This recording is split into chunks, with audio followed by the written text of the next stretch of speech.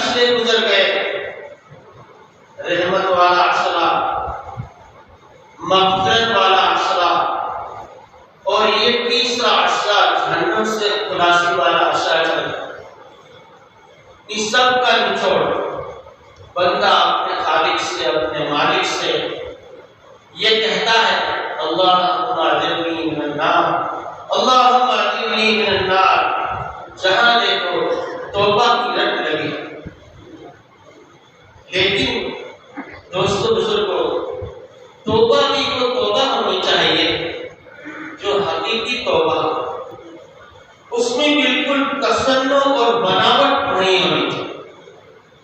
عشق بھی حقیقی عشق ہونا چاہیے، جیسا کہ اللہ کے رسول صلی اللہ علیہ وسلم نے فرمایا کہ توبہ ان تین شرائط سے خالی نہیں ہوگی۔ یعنی توبہ کے لیے تین شرط ہیں کہ آدمی جب حقیقی اور اصلی توبہ کرنا چاہے، جسے توبۃ النصوح کہتے ہیں، اس کے لیے پہلی شرط کیا ہے؟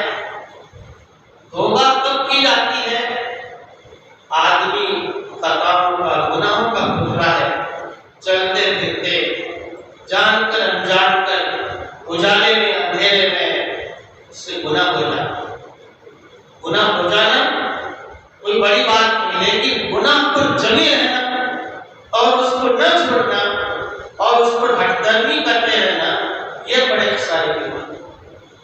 اس لیے آدمی سے گناہ ہو جائے تو اسی کے لیے یہاں حاضری ہوتی ہے، توبہ دائم۔ پہلی شرط یہ ہے کہ گناہ ہو جائے تو گناہ کو چھوڑو، گناہ کو چھوڑو۔ اگر ہم گناہ کو باقی رکھیں گے اور گناہ پر مصر رہیں گے تو ہماری توبہ قبول نہیں۔ کوئی میں ناپاکی یہ گئی اور اس میں ناپاکی یہ گئی اور ناپاکی اس کے اندر پڑی ہوئی ہے، ہمارے اکابری مثال دیتے بہترین مثالوں سے سمجھا دیں کہ آپ اس کا پانی نکالتے رہیں، لیکن جب تک گندگی کو اور ناپاکی کو اٹھا کر باہر نہیں پھینک دیں گے، جب تک وہ پاک نہیں ہو، اتنا ہی آپ پانی۔ تو سب سے پہلے سچی توبہ کے لیے گناہ کو چھوڑنا، اور دوسری شرط بتائی کہ انسان کے اندر احساس ہی زندگی ہے اور غیر احساس تو پھر موت ہے۔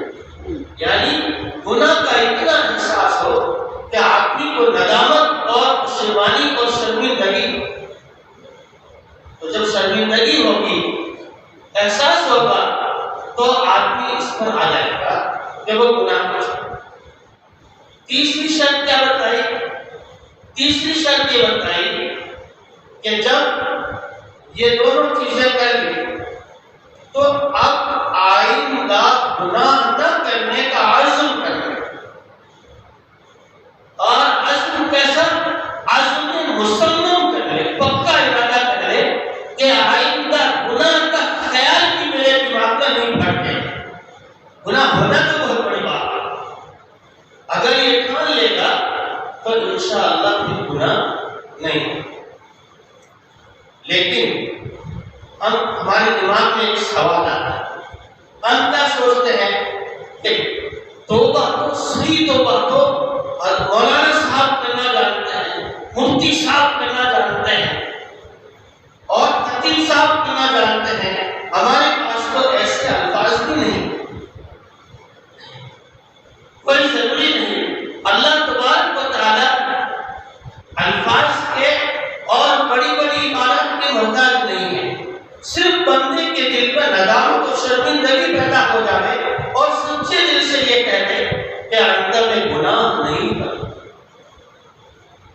انشاءاللہ اللہ تبارک و تعالیٰ اس کی توبہ کو سن لیں۔ اس کی حسن مثال امام احمد بن حنبل رحمۃ اللہ علیہ کا زمانہ ہے۔ امام احمد بن حنبل رحمۃ اللہ علیہ دین پر حدیث کا درس دیتے ہیں، بڑی بڑی کتابیں پڑھاتے ہیں، اور جب شام کا وقت ہو جاتا ہے، رات کا سناٹا چھا جاتا ہے، تمام لوگ نیند کے اندر مست ہوتے ہیں، امام صاحب وضو فرما کر اپنی چھت پر، مکان کی چھت پر کھڑے ہو جاتے ہیں اور ایک بلند مینار کی طرح یعنی جم کر کے وہاں کھڑے ہو کر کے قرآن پاک کی تلاوت کرتے ہیں مسلم۔ امام احمد بن حنبل رحمۃ اللہ علیہ کے پڑوس میں ایک لوہا رہتا، دیکھیں لوہا رہتا، لوہا بیچارہ مخلوق الحال کثیر العیال، ان پر لوہا ٹوٹتا تھا اور چنگاریوں کی وجہ سے اس کے کپڑوں پر داغ لگے رہتے تھے، جلے ہوئے رہتے تھے کپڑے، اور کھانا کھایا نہ کھایا بستر پر پڑ جاتا تھا، لیٹ جاتا تھا، زیادہ عبادت ہوتی نہیں۔ ایک دن وہ اپنے کام سے فارغ ہو کر کے آیا اور اپنے بستر پر لیٹنے لگا تو اس کے کانوں میں قرآن مقدس کی وہ سریلی آواز گونج رہی ہے، سنائی دے رہی ہے۔ بس ان آیات کو سننا تھا کہ وہ ہچکیاں لے لے کر کے رونے لگے۔ قرآن ایک ایسا نسخہ دنیا ہے جو انسان کے دل کی دنیا بن دیتا ہے، ایمان کو تازہ کر دیتا ہے۔ اب وہ رونے لگے۔ اہلیہ نے پوچھا کہ کیا بات ہو گئی؟ آج کوئی کسی نے کچھ کہہ دیا، کچھ پریشانی ہو گئی، تکلیف ہو گئی، آپ کو کیا ہو گیا؟ آپ اتنا کیوں رو رہے ہیں؟ کہا کچھ نہیں، آپ سے پڑھنے بتا کیا ہوتا ہے۔ تو اس نے روتے ہوئے کہا کہ میں ایک غریب لوہار ہوں، دل پر لوہا ٹوٹتا ہوں، میرے پاس تو ایسے الفاظ بھی نہیں ہیں، مجھے تو اتنی چیزیں یاد بھی نہیں ہیں، لیکن امام احمد بن حنبل جیسے لوگ تو دن پر حدیث کا درس پڑھاتے ہیں اور رات پر اس طریقے سے ہاتھ کے سرمانے میں قرآن پاک کی تلاوت فرماتے ہیں، ایسے لوگ تو جنت کے بالا خانوں پر پہنچ جائیں گے، لیکن مجھ قریب کا کیا حال؟ یہ کہا تسلی رکھیں، اللہ تعالیٰ کی رحمت سے مایوس ہو، تسلی رکھا اللہ آپ کو بخشش کو۔ بس روتے روتے اس کی آنکھ لگی اور اسی رات اس کا انتقال ہو گیا۔ امام احمد بن حنبل رحمۃ اللہ علیہ کچھ دیر کے لیے لیٹے، آنکھ لگ گئی، آپ نے دیکھا،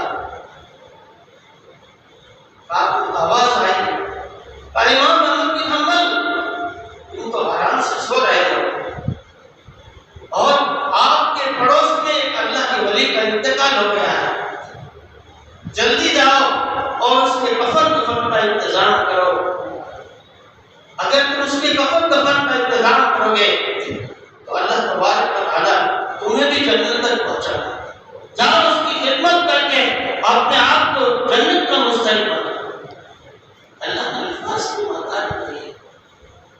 حضرت موسیٰ علیہ السلام جا رہے تھے، ایک گڈریا بکریاں چلانے والا چرواہا جنگل میں بیٹھا ہوا ہے، اس کی بکریاں چل رہی ہے، پہاڑ کے دامن میں بیٹھا ہوا ہے اور کبھی پہاڑ کو دیکھتا ہے، کبھی اس کی ہریالی کو دیکھتا ہے، کبھی آسمان کی بلندی کو دیکھتا ہے اور کبھی دریا کو دیکھتا ہے، چمک چمک دمک کو دیکھتا ہے، اس کے دل کا آیا ایک دم سے اللہ کی بڑائی آ گئی اور کہا